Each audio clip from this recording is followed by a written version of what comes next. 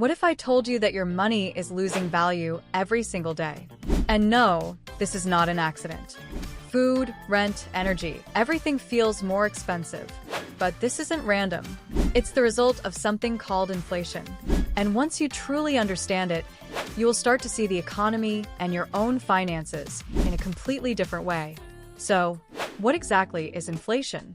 In simple terms, inflation means that your money loses purchasing power over time. It's not necessarily that things become more valuable, but rather that your money becomes less valuable. In other words, you still have the same amount of money, but you can buy less with it. To understand inflation properly, we need to look at 3 key indicators. The first one is the Consumer Price Index, also known as CPI. This is the most commonly used measure of inflation. It tracks the price changes of a typical basket of goods, including things like food, rent, transportation, and energy. There are 2 main versions of CPI. The headline CPI includes everything, while the core CPI excludes more volatile components such as food and energy, because their prices can fluctuate significantly due to external factors like weather or global events. The second indicator is the Producer Price Index, or PPI. Instead of focusing on consumers, the PPI looks at producers, meaning companies. It measures how much it costs businesses to produce goods. If production costs increase, companies usually have 2 options. They can either keep prices the same and accept lower profits, or they can raise prices and risk losing customers. In many cases, higher production costs eventually lead to higher prices for consumers. The third indicator is the Personal Consumption Expenditures Index, or PCE. This measure is often preferred by economists and central banks. Unlike CPI, it reflects actual consumer behavior and adjusts more dynamically when people change what they buy. This makes it a more flexible and often more accurate indicator of inflation. However, when most people talk about inflation, they are usually referring to the CPI. Let's look at a simple example to make this more clear. Imagine a basket of groceries. In the year 2000, you could buy vegetables, bread, milk, eggs, meat, and cereals for around $150. Now fast forward to 2026. For the exact same basket with the same products and the same quality, you might have to pay around $200.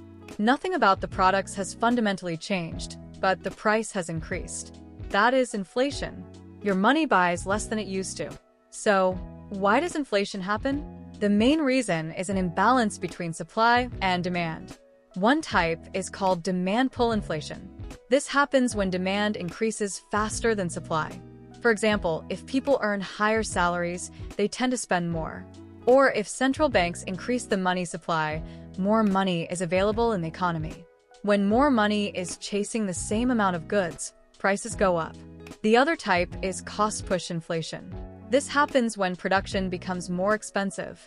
For example, rising energy costs, supply chain disruptions, or poor weather conditions can reduce production or increase costs. As a result, companies raise prices to maintain their margins. Inflation has real consequences for everyday life. First, there is a loss of purchasing power. Your money simply buys less over time. Second, the cost of living increases. Things like food, rent, and energy become more expensive. Third, savings lose value. If your money just sits in a bank account without being invested, it gradually loses value every year. Another important effect is rising interest rates. Central banks often increase interest rates to control inflation. This makes borrowing more expensive, which affects mortgages, loans, and credit in general. At the same time, wages often lag behind inflation. This means that even if your income stays the same, you effectively feel poorer because prices rise faster than your salary. Inflation also creates uncertainty. Businesses may invest less, and financial markets can become more volatile, making it harder to plan for the future. The main institutions responsible for controlling inflation are central banks. Their most important tool is the interest rate.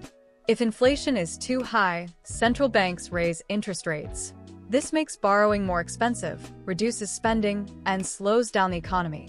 If inflation is too low, they lower interest rates. This makes borrowing cheaper, encourages spending, and stimulates economic growth. However, this balance is very delicate. If interest rates are too high, the economy can slow down too much and fall into a recession. If they are too low, the economy can overheat, leading to excessive inflation. In extreme cases, this can even result in hyperinflation, where money rapidly loses its value. The economy moves in cycles. There are periods of expansion, where the economy grows, followed by booms with high demand and rising inflation. Then come recessions, where growth slows down, and eventually recovery phases, where the cycle begins again. Central banks aim to keep inflation stable, usually around 2% per year, to maintain steady economic growth. So, what does all of this mean for you? If your money simply sits in a bank account and you do nothing, it will lose value over time. For example, today $10,000 might allow you to pay for a vacation, buy electronics, and cover everyday expenses. But in 10 years, that same amount of money might only cover a fraction of that. That is why it is so important to understand inflation. Because once you understand it, you realize that managing your money is not just about saving, but also about protecting and growing its value over time. If you understand inflation, you understand why everything feels more expensive today. And this is just the beginning. If you enjoyed this video, make sure to like, subscribe, and turn on the notification bell so you don't miss any future content. Thanks for watching, and I'll see you in the next one.